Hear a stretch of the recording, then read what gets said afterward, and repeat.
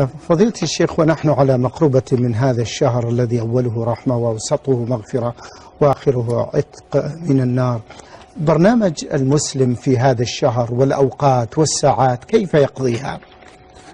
بسم الله الرحمن الرحيم. الحمد لله رب العالمين، صلى الله وسلم على نبينا محمد وعلى آله وأصحابه أجمعين. لا شك أن شهر رمضان شهر عظيم كما وصفه الرسول صلى الله عليه وسلم بقوله: قد أظلكم شهر عظيم مبارك. شهر عظيم مبارك لما فيه من الخيرات الكثيرة التي تتنزل على عباد الله الصالحين في ليله ونهاره وساعاته وأوقاته. ولهذا قال صلى الله عليه وسلم لأصحابه: ماذا يستقبلكم وتستقبلونه؟ فقالوا: يا رسول الله عدو حضر.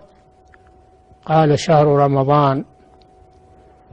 وأخذ صلى الله عليه وسلم يبين فضائله وما فيه من الخير ترغيبا للأمة في أن يستقبلوا هذا الشهر بالبشر والفرح والسرور برحمة الله سبحانه وتعالى.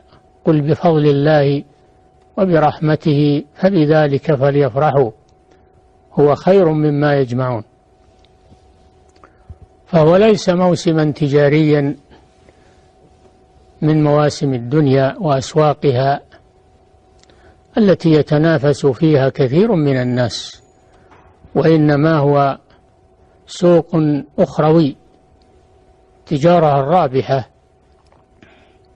كما قال سبحانه وتعالى: يا أيها الذين آمنوا هل أدلكم على تجارة تنجيكم من عذاب أليم تؤمنون بالله ورسوله وتجاهدون في سبيل الله بأموالكم وأنفسكم ذلكم خير لكم إن كنتم تعلمون.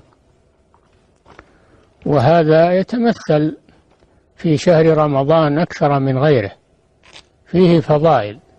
شهر رمضان الذي أنزل فيه القرآن، هذا من فضائله أن الله أنزل فيه القرآن.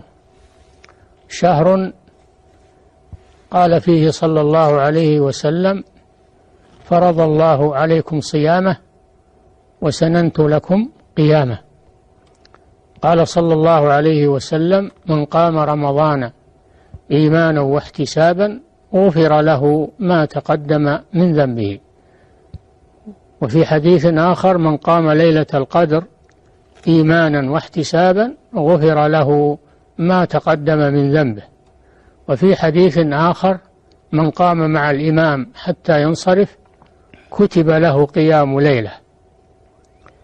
وقد حثنا صلى الله عليه وسلم على قيام رمضان، وذلك بصلاة التراويح في أول الشهر، وصلاة التراويح وصلاة التهجد في آخر الشهر، كل ذلك اغتناما لهذا الفضل العظيم وتعرض لنفحات الله ومغفرته وهباته.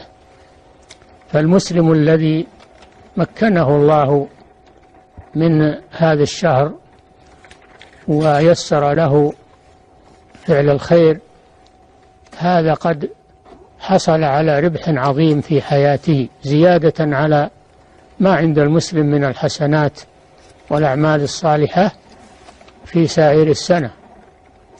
فهو شهر عظيم خيراته وبركاته على المسلمين.